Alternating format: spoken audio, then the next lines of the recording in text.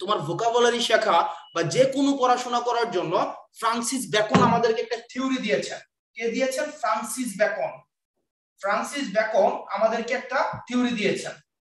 Francis Bacon যে কোনো পড়াশোনা করার জন্য, যে কোনো পড়াশোনা করার জন্য ফ্রান্সিস বেকন আমাদেরকে একটা থিওরি দিয়েছেন।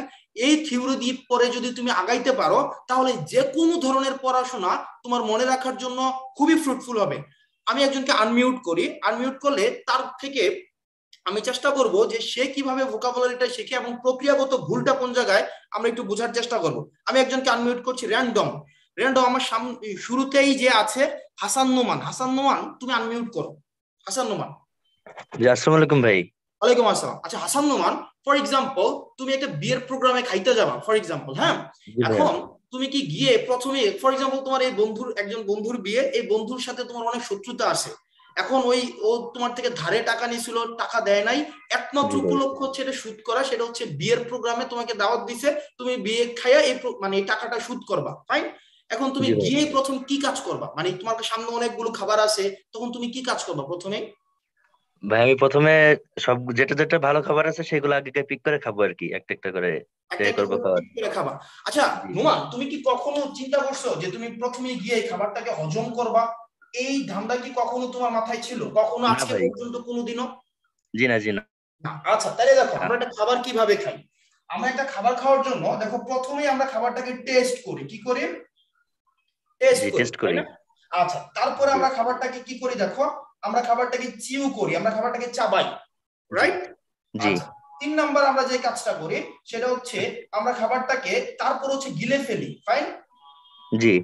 4 নাম্বার যে প্রক্রিয়াটা এবং ফাইনাল যে প্রক্রিয়াটা, এই খাবারটা তারপরে কি হয়ে যায়? হজম হয়ে যায়, রাইট? জি ভাই। জি ভাই।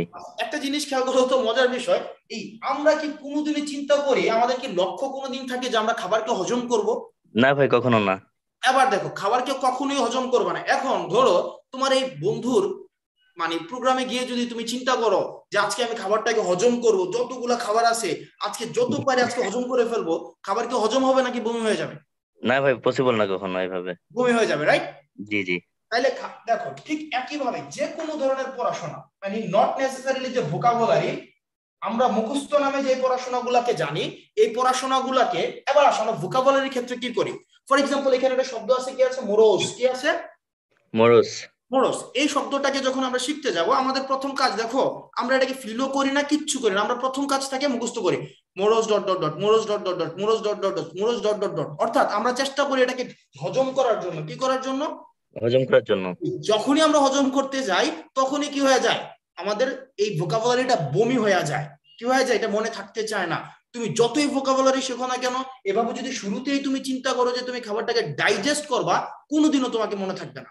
তাইলে কি করতে হবে? প্রথমত টেস্ট করতে হচ্ছে হবে। এটাকে চিনতে হবে। যেমন একটা শব্দ তুমি প্রথম জীবনে দেখছো, অ্যালাইনেশন। কি দেখছো? এলাইনেশন। অ্যালাইনেশন জীবনে প্রথমবার দেখছো, তুমি জাস্ট এটাকে রিডিং পড়ো। এই যে রিডিং পড়ছো, তুমি চিনছো, এটাই হচ্ছে তোমার টেস্ট করা। কি করা? টেস্ট করা। টেস্ট করা। তারপরে যে প্রক্রিয়াটা, এই ভোকাবুলারিটা দিয়া তুমি পড়া শেষ, একবার 10টা ভোকাবুলারি দেখছো, তোমার শেষ, এটা নিয়ে আর মুখস্থ করার কোনো প্রয়োজন নাই। তারপরে সেকেন্ড ধাপে তোমার যে কাজটা হবে সেটা হচ্ছে তুমি আবার 2-4 ঘন্টা পরে এই শব্দগুলোকে আবার একটা রিভাইজ করো, বা এই শব্দগুলো যাতে সেন্টেন্স বানানোর চেষ্টা করো, এই শব্দটার সাথে পরিচিত হও। এটা হয়ে যাবে তোমার চিউ করা। কি করা? চিউ করা। চিউ করা। এরপরে এই শব্দটাকে জাস্ট রিভাইজের মধ্যে রাখো। কিসের মধ্যে রাখো? রিভাইজ। রিভাইজের মতো 2 দিন পর, 4 দিন পর, 5 দিন পর রিভাইজ দাও, একবার একবার করে চোখ বুলাও। তাইলে এই জিনিসটা অটোমেটিক ডাইজেস্ট হয়ে যাবে। তোমার যদি শব্দটা মনে রাখার প্রয়োজন হয় তাহলে অটোমেটিক শব্দটা মনে হয়ে যাবে। বিষয়টা বুঝেছো? জি ভাই, বুঝছি। কিন্তু আমরা বাঙালি অনেক চালাক, আমরা কি করি? শুরুতেই ডাইজেস্ট করি, শুরুতেই ডাইজেস্ট করতে যাই এবং একসাথে অনেকগুলো ভোকাবুলারি পড়তে যাই এবং আমাদের মনে থাকে না। এবং আমাদের ভোকাবুলারি শেখার পরিবর্তে আমাদের কি হয়ে যায়? আমাদের বমি হয়ে যায়। বমি হয়ে যায়। এই কারণে এই যে ডাইজেস্ট না, এটা আমাদের কন্ট্রোলে নাই, এটা একটা অটোমেটিক প্রক্রিয়া। এটা কি? অটোমেটিক প্রক্রিয়া। অটোমেটিক প্রক্রিয়া। তাইলে আবার চলো আজকের ক্লাসের টাইটেল কি দেখো, কি পড়ো তো? মুখস্থ করা যাবে না। মুখস্থ করা যাবে না, এই একটা জিনিসকে তোমাকে মুখস্থ করতে হবে। আমার জি। সাথে সাথে বলো, say no to memorisation. Say no to memorisation. Memorisation causes cancer. Memorisation causes cancer. Memorisation causes cancer. Memorisation causes cancer. Memorisation causes cancer. Memorisation causes cancer. অর্থাৎ এই ক্লাসে বা এই এডমিশন জার্নিতে বাংলা, সাধারণ জ্ঞান এবং ইংলিশ এই তিনটা পার্টের মধ্যে তোমার মেমোরাইজেশন নামে যে আমরা শব্দটা ব্যবহার করি, এই শব্দটা আমরা ব্যবহার করব না। এই শব্দের পরিবর্তে আমরা যে শব্দটা ব্যবহার করব সেটা হচ্ছে ফ্যামিলিয়ারাইজেশন। কি শব্দটা ব্যবহার করব?